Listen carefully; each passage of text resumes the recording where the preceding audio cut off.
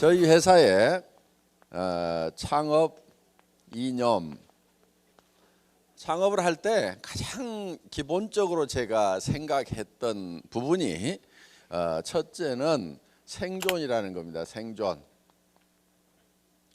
기업은 절대로 망하면은 안 됩니다. 반드시 살아 있어야 되는 거예요. 왜냐하면은 제가 한번 망해봤더니 이 망하는 것 자체가 범죄 이상의 어떤 피해가 발생을 하는 거예요. 그리고 경영자도 실패를 하게 되면은 사실은 범죄자 취급을 받습니다. 그래서 절대로 망하면은 안 되겠다. 그런데 망하지 않으려고 하면은 망하는 이유를 알고 있어야 되고, 그리고 거기에 대한 대비책을 가지고 있어야 된다 하는 거예요. 기업이 망하는 이유는 간단합니다. 비용 때문에 망합니다. 비용이 발생 안 하면은 그냥 문 열어놓고 그냥 계속 가도 돼요. 그런데 이 고정적으로 발생하는 비용 때문에 망하게 된다 하는 거예요. 그래서 이 비용이라는 것이 이제 고정비하고 변동비로 나누게 되는데, 고정비 중에서 예를 들면 가장 큰 게 인건비입니다. 인건비.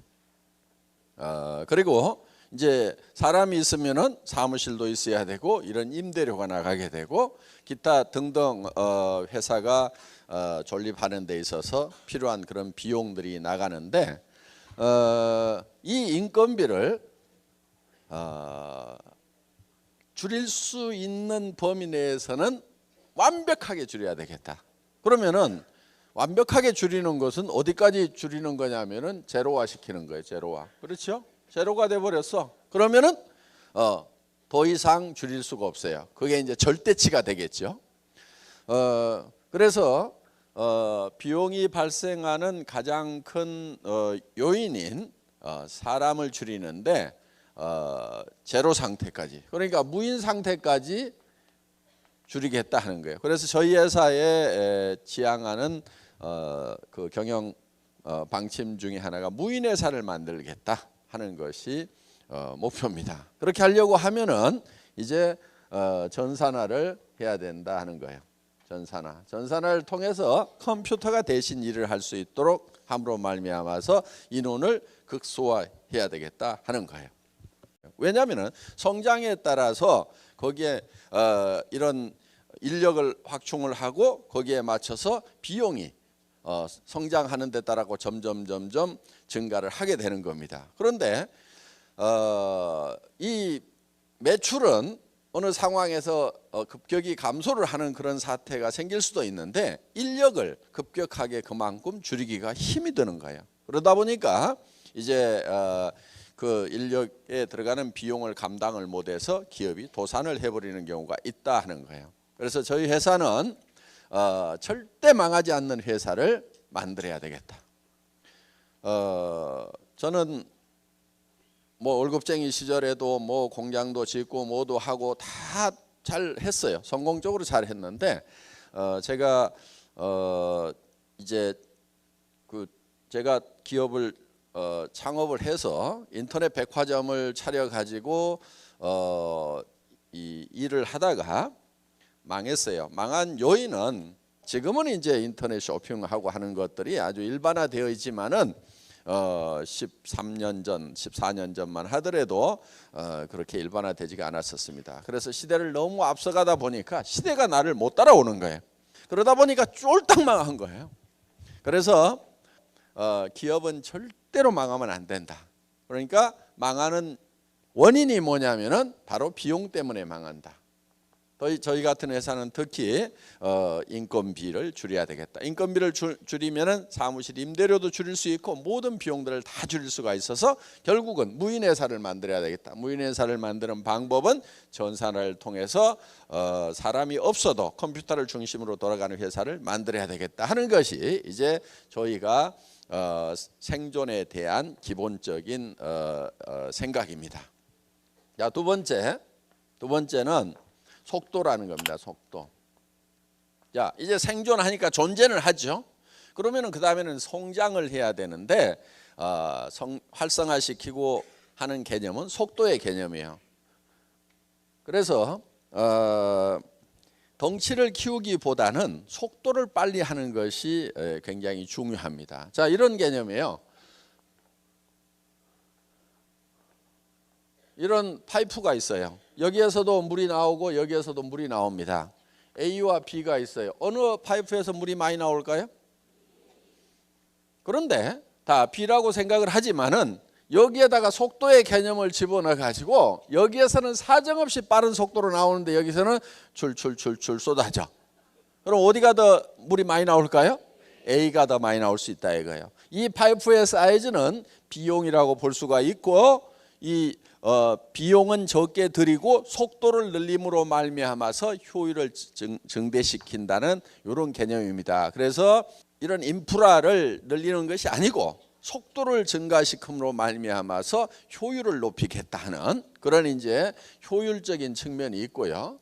그 다음에 또 한 가지는 우리가 조직을 성장시키는 방법에 있어서 곱셈의 법칙. 그러니까 보통은 덧셈으로 이렇게 나갑니다. 그리고 우리 머리 구조가요, 더하기 빼기는 아주 능숙하게 정확하게 하는데 곱하기의 개념이 감이 잘 안 잡혀요. 우리의 감각하고 실질적인 곱하기의 결과하고는 차이가 굉장히 많습니다. 예를 들면은 월급을 주는데 오늘 1원, 2일 날은 2원, 3일 날은 4원, 4일 날은 8원 이렇게 해가지고 31일까지만 주면은 월급이 얼만큼 될 것인가 하는 거예요. 계산을 해보면은 20억이 넘어갑니다. 자, 여기 보세요. 네. 그러니까 우리가 생각할 때 오늘은 1원, 그 다음 날은 2원, 그 다음 날은 4원, 8원, 16원, 32원 뭐 이렇게 가면은 사실은 첫날 1원으로 시작했으니까 30일 돼봐야 뭐 몇백만 원 되겠지. 우리 머리는 되게 그렇게 생각을 밖에 감이 안 와요. 그런데 실제로 계산을 해보면은 31일 한 달만 그렇게 가더라도 20억이 넘는 돈이 발생을 한다 하는 거예요. 그러니까 우리의 사업의 성장 속도는 곱셈의 법칙이 적용이 되고 있다 하는 겁니다. 승수가 적용이 되고 있다 하는 거예요. 그렇기 때문에 이게 이제 이 계산이 잘 되는 머리를 가지고 있어야 됩니다. 그래서 뭐를 믿어야 되냐면 자기의 감각을 믿는 것이 아니고 이 수학이 계산해 놓은 이거를 믿어야 되는 거예요. 그러니까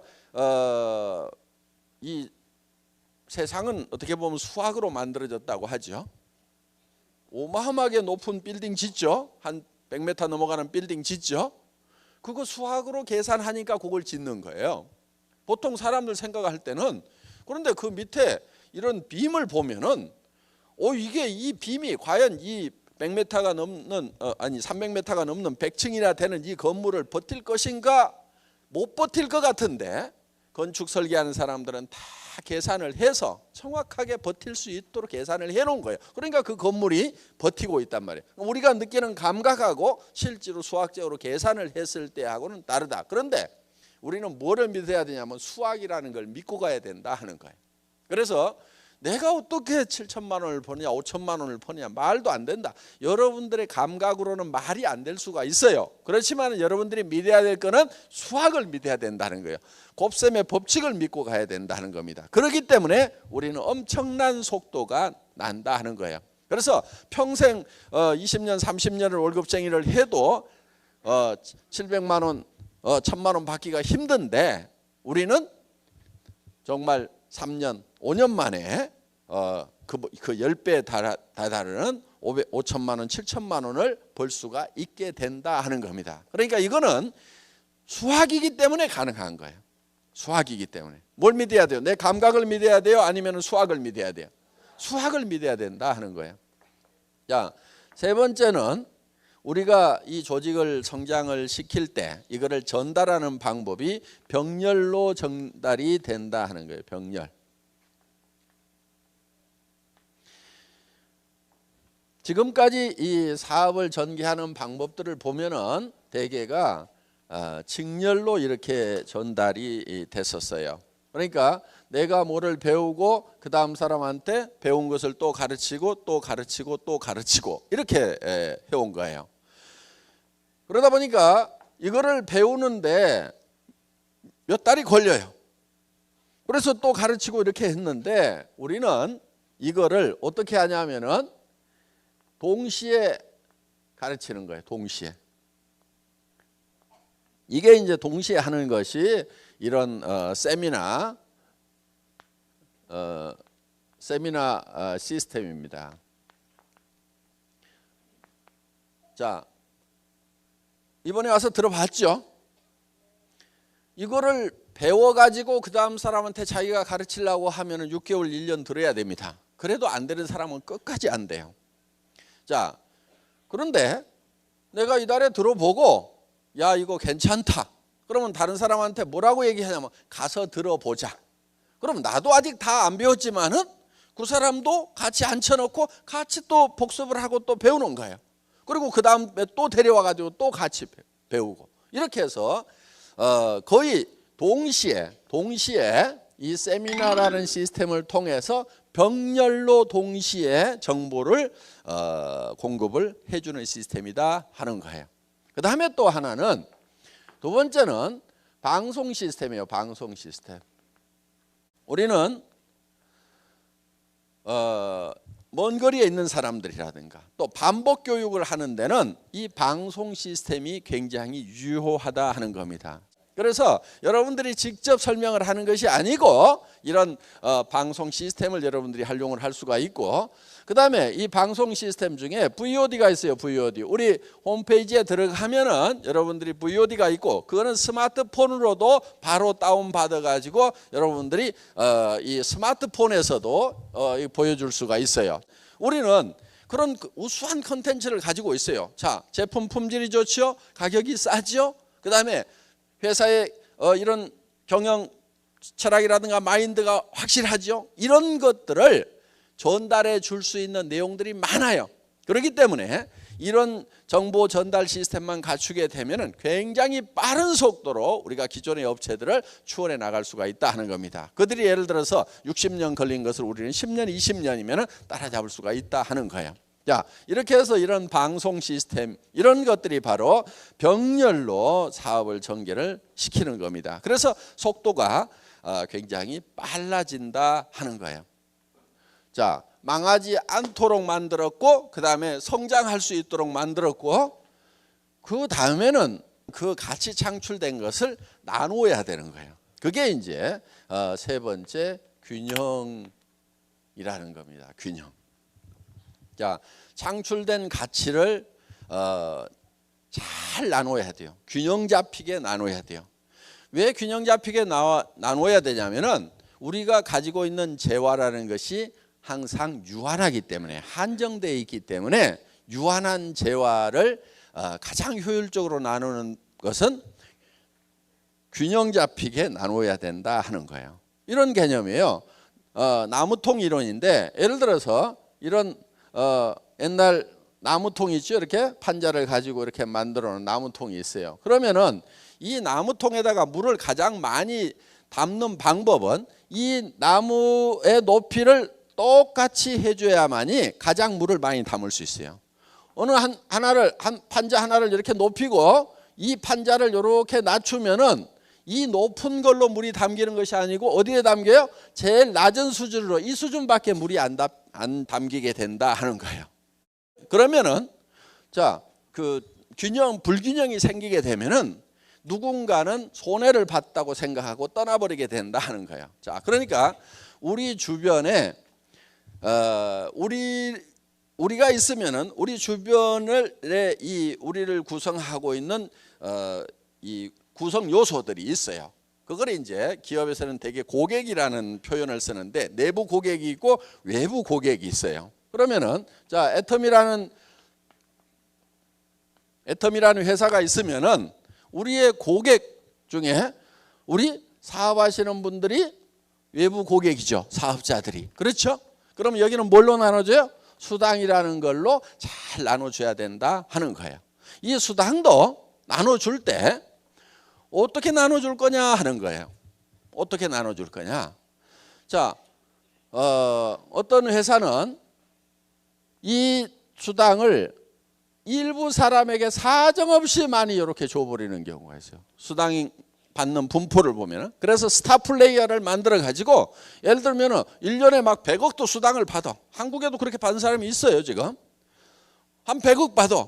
그런데 회사는 대한민국에서는 35%만 주도록 법 규정이 있어요. 그러면 같은 35%를 가지고 엄청나게 받는 사람이 있다고 하면은 회사가 겉으로 내세워 가지고 띄우기는 좋아요. 우리 회사에 한 달에 10억씩 받는 사람이 있다. 이렇게 띄우기는 좋은데, 그런데 그 10억을 준 걸 어디서 갖다 준 거냐면은 이 사람들을 쫄쫄 굶기면서 여기다 갖다 줬단 말이에요. 그래서 우리 회사는 그렇게 안 줘요. 이만큼만 줘요. 이만큼만. 그 대신에 어디를 많이 주자? 여기를 많이 주는 거예요. 여기를 이렇게. 그래서 우리 회사의 이 수당을 받는 것을 보면은 예를 들면은 2억 이상 받는 사람도 제법 있고 1억 이상 받는 사람도 그보다는 더 많이 있고, 그 다음에 5천만 원 이상 받는 사람 더 많이 있고, 그 다음에 이렇게 연봉 뭐 2천, 3천 되는 사람들, 이 분포가 이렇게 돼 있다 이거예요. 그런데 다른 회사들을 보면은 이거를 다 끌어가지고 누구한테 줘버리냐면 이렇게 준단 말이에요. 스타 플레이한테 사정없이 몰빵으로 줘버리고 그 사람을 쫙 띄워가지고 그냥 자기도 그렇게 보는 줄 알고 다 몰려들도록 이렇게 해놨어요. 그래서 애터미에서는 야, 이 슈퍼스타들 당신들 능력 있고 하지만은 5천만 원만 벌어도 돼. 나머지는 요리 좀 내려줘. 그래서 좀 능력 없는 사람들도 좀 먹고 살게 해주자. 그래서 끌어내린 거예요. 그러니까 나는 5천, 7천, 1억 가지고는 만족을 못한다. 그럼 애터미 사업을 하시면 안 돼요. 애터미에서는 그 이상 안 주게 돼 있어요. 그러니까 그렇게 주는 회사를 찾아가세요. 분명히 안 나온다고 그랬어요. 왜 안 주냐고 나중에 얘기하지 마세요. 예, 미리 말씀드립니다. 그렇게 줄 수 있는 회사로 가시라 하는 거예요. 저희 회사는 5천만 원만 벌어도 한 달에 5억 버는 사람이나 한 달에 5천만 원 버는 사람이나 삶이 제가 봤을 때는 비슷해. 그래서 5천만 원 받는 사람이나 5억 받는 사람이나 삶의 질에 있어서는 비슷하다.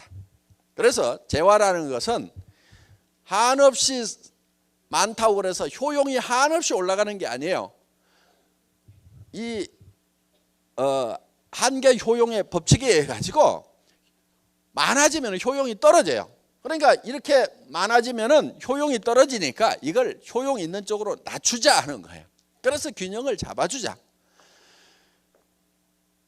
이 먹는 것도 마찬가지예요. 한없이 많이 먹으면은 나중에는 이게 이 욕망이 더 이상 효과가 없어지는 거예요. 이미 배가 불러버린 사람에게 더 먹으라고 그러면 나중에는 고통이 될 수가 있어요. 그래서 이 돈 버는 것도 없을 때 그때 가장 유용한 거예요. 저는요, 세상에서 제일 큰 돈이 300만 원이더라고요. 제가 살아오는 동안에 제일 큰 돈이 300만 원이었어요.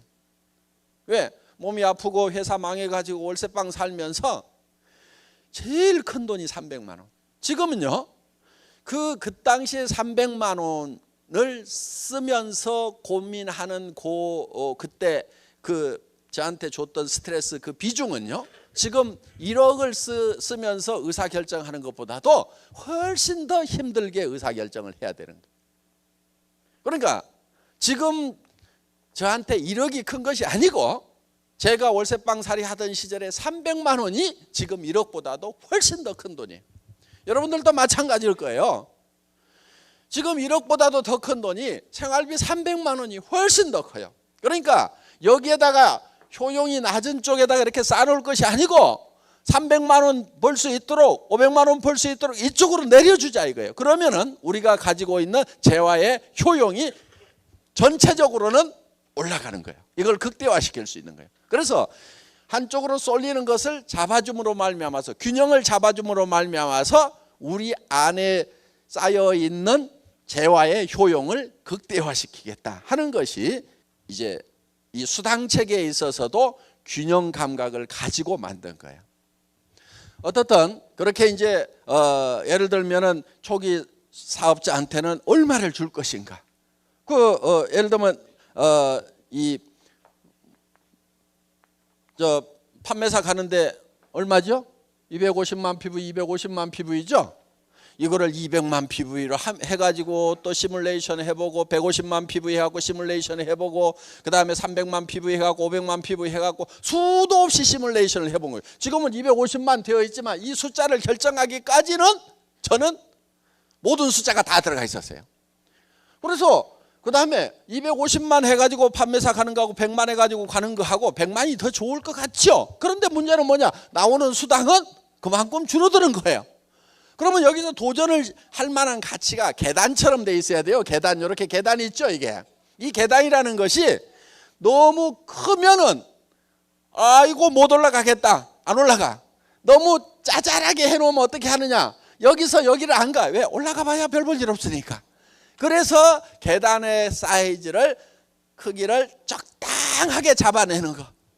도전해서 받으면 상당히 기분이 좋고 도전을 해볼 만큼 만만하게도 보이고, 요게 이제 숫자가 전부 심리적인 부분까지 다 반영이 돼야 되는 거예요. 그러니까 경영자가 현장에서 뛰어보고 사업을 해보지 않았으면 이런 숫자를 못 만들어내는 거예요. 그런데 저는 사업자도 해봤다고 그랬잖아요. 제가 현장에 감각이 있으니까 어느 정도 계단을 사이즈를 해야 되는지를 만들어낸 거예요. 어떻든 이런 걸 가지고 이렇게 이제 밸런스를 잡아놓은 거예요. 이게 전부 다 균형을 잡은 거예요. 그래서 사업자들은 수당 면에서 이 균형을 잡는데 위에하고 중간하고 밑에하고를 어떻게 해놓을 거냐. 그런데 밑에다가 너무 많이 주다가 위에가 적어버리면은 안 해버려. 그렇죠. 그 다음에 밑에를 조금 주고 위에를 너무 많이 주면은 밑에서 힘들어서 나자빠져. 그러면 위에 올라갈 수가 없어. 그래서 이제 이걸 적당하게 요걸 균형을 잡는 그 작업이 있었다 하는 겁니다. 그 다음에 사업자 옆에 소비자가 있어요. 소비자. 이 소비자한테도 적당하게 돌려줘야 되는 거예요. 예를 들면은 사정없이 더 싸게 했어. 그랬더니 수당 줄 돈이 없어. 그럼 돼요, 안 돼요? 안 되죠. 그러면 안 되는 거예요. 그래서 여기 있는 제품들을 보면은 가장 기본적으로 우리를 받쳐주는 것은 결국은 소비자예요. 그렇죠? 그래서 우리 회사는 사업자가 소매 마진을 붙여서 팔아도 소비자들이 이익이 될 만큼 그만큼 소비자 이익을 많이 챙겨놨다 하는 거예요. 그래서 우리 사업자들이 회원이 130만이 넘어갔다고 하지만은 실질적으로 대부분은 소비자들입니다. 소비자들. 그냥 물건만 쓰기 위해서 등록하고 회원 등록하면 싸게 쓸 수 있거든. 이러니까 등록한 사람들이 70% 80%예요. 그래서 소비자의 이익도 우리는 적당하게 잘 챙겨놨다. 여기에도 나눠준다 이거예요. 분배를 해주고 있다 이거예요. 자, 사업자한테도 수당이라는 거, 이건 35% 나눠주게 돼 있어요. 35% 나눠주고 소비자한테는 더 좋은 거를 더 싸게 팔고, 그러면 그들에게도 이익을 나눠주는 거죠. 자, 그 다음에 여기에 생산자들이 있어요. 이 생산자에게도 이익을 나눠줘야 돼요. 유통업자가 칼자루 쥐고 있다고 그래가지고 사정없이 두들겨 패가지고 다 빨아먹어 버리면은 그럼 생산자가 살아요, 못 살아요? 죽어버려요. 그러니까 그렇다고 생산자가 거품 붙여가지고 바가지 씌우도록 놔두면 절대 안 되죠. 그거는 안 되지만은 생산업체가 죽어버릴 만큼 빨아먹어버려도 안 된다 이거예요. 그러니까 여기도 적당하게 균형 잡힌 분배를 해줘야만 된다 하는 겁니다. 이렇게 해서 어떤 재화가 이렇게 쓰이게 되면은 거기에 따른 다시 동기가 유발이 돼가지고 추가적인 액션이 나옴으로 말미암아서 이것이 우리에게 더 큰 이익으로 돌아올 수 있도록 피드백 될 수 있도록 해야 된다 하는 겁니다. 자, 여기에 물류회사라든가 여기에 우리 옆에 이렇게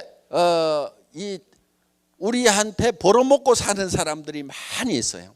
이 사람들에게도 이익을 적당하게 나눠줘야 된다 하는 거예요.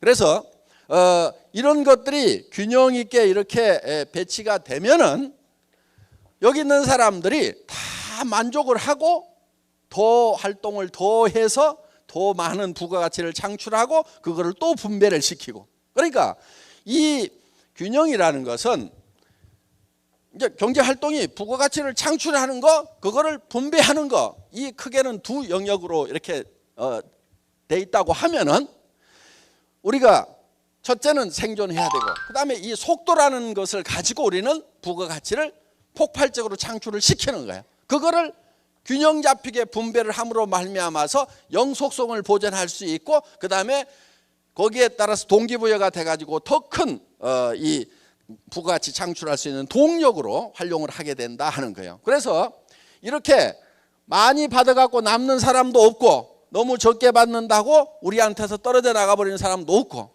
자, 여기에는 경영자도 있겠죠. 경영자. 그렇죠? 저도 좀 나눠 먹어야 돼요? 안 먹어야 돼요? 안 준다고요? 나 안 해. 그럼 나도. 근데 너무 많이는 안 주더라도 재미가 있을 만큼은 줘야 돼. 그렇죠? 많이 버는 것이 맞다고 그래가지고 한없이 소유를 해야 되느냐? 그건 아니에요. 그거를 다시 2차 분배를 해줘야 되는 거예요.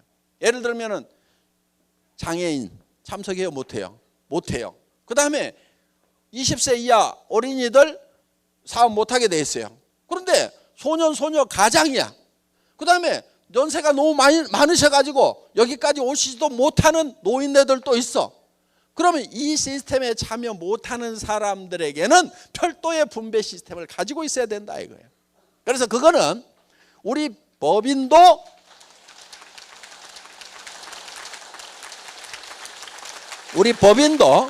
그 시스템에 참여를 할 거고, 저도 개인적으로 보는 것이죠. 그러면 거기에 대해서 또 다시 제2차적인 분배를 할 수 있는 시스템을 갖춰야 된다 이거예요. 그렇지 않으면 제가 1%가 돼버려요. 1%. 그럼 99%부터 지탄을 받는 대상이 돼버릴 수가 있다 하는 거예요. 그래서 일정한 금액 이상이 되는 부분에 대해서는 그거는 흘러 넘쳐가지고 다른 쪽에 또 분배가 2차적인 분배가 돼야 된다. 그래서 제일 좋은 분배는 이 우리 애텀이라는 회사의 기업 시스템 안에 들어와 가지고 활동을 하면서 역할을 하면서 여기에서 자기 몫을 분배받아 가는 것이 제일 좋아요. 좋고, 그 다음에 할 수 없이 커졌어. 그러면 거기에 대해서는 2차적인 분배를 해서 주변에 또 안전장치를 마련해 놔야 된다. 애텀이 사업하는 사람만 무지무지하게 부자고 못하는 사람들은 쫄쫄 굶고 있고 맨날 다 거지돼 있으면 그 살기 좋겠어요? 그래서 그 사람들에게도 뭔가 사회적으로 돌아가는, 이렇게 해서 분배가 잘 되면은 효율이 극대화되는 거예요. 그러면은 이게 전체가 계속해서 발전을 하는 거예요. 근데 이게 언밸런스가 져가지고 어느 놈이 너무 많이 빨아먹어 버린다. 예를 들면 사업자 중에서 사업자가 사정없이 세가지고 많이 빨아가 버리는 경우도 있어요. 가부와 와가지고 어떤 식으로 빨아가냐면은 사업자 협의회가 회사에 납품 공급권을 가져. 그거 안 주면 우리 다른 회사로 가겠다. 그러면 경영자가 그걸 주라고 그래. 그러면 수당은 35% 이상 못 주니까 납품하면서 거기서 기업을 하나 차려가지고 여기 통과시키면서 이렇게 해가지고 사업자들이 이익을 남겨먹는 이런 수법들 내가 알아. 어떤 회사가 했는지 안단 말이에요. 이런 거 못하게 하는 거예요. 그러니까 우리 회사는 예를 들면은 그런 거를 요 회장도 할 수가 있어요. 그렇죠? 납품하면서 중간에다 회사 하나 넣어가지고 여기다 이익 떨어뜨리고 이런 거 할 수도 있단 말이에요. 이런 거를 하면은 절대로 안 되는 거예요. 이거를 못하게 하는 거예요. 제 아주 친한 분이 이거를 하겠다는 거예요. 아니 나 혼자 먹겠다는 거냐, 너한테도 좀 나눠줄 테니까 회사 하나 차려가지고 중간에 거쳐가지고 내가 납품을 해주겠다 이거야. 그래가지고는 하겠다는 거. 이 친구하고 내 사이 나빠졌어요. 하지 말아라. 그런데 쟤 변했다 이거야. 쟤 변했다 이거야. 어차피 뭐 받고 하는데 그 자기가 좀 여기서 해가지고 같이 나눠 먹자는데 얘가 나빠졌다는 거예요. 제가 나빠졌어요? 안 나빠진 거예요. 그래서 너하고 사이 안 좋다네. 안 좋아졌어. 내가 이렇게 얘기했어.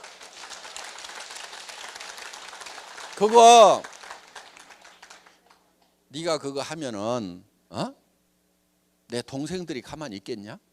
그렇죠? 삼촌이 가만히 있겠냐? 조카들이 가만히 있겠냐? 어이 큰아버지 작은아버지 나도 좀 해먹읍시다 하고 벌떼처럼 달라들 건데 누구는 해주고 나는 안 해주냐고. 너하고 원수 안 되려고 내가 이걸 해주면은 주변에 있는 사람들하고 다 원수 된다 이거야. 그러니까 이런 걸 하면 안 되는 거예요. 사업자분들도 뭐 아이템 가져가지고 중간에서 마진 남겨 먹으려고 하는 사람들이 있어요.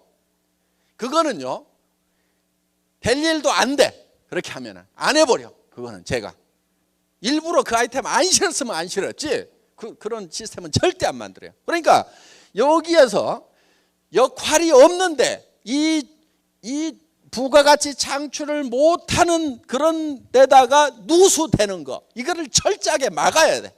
첫째는 막아야 돼. 그 다음에 균형 잡힌 분배를 해줘야 된단 말이에요. 그러니까 여기에서 어떤 역할을 하느냐에 따라 가지고 하는 만큼 그만큼을 적당하게 줘야만이 이 효용이 극대화가 될 수가 있다 하는 거예요.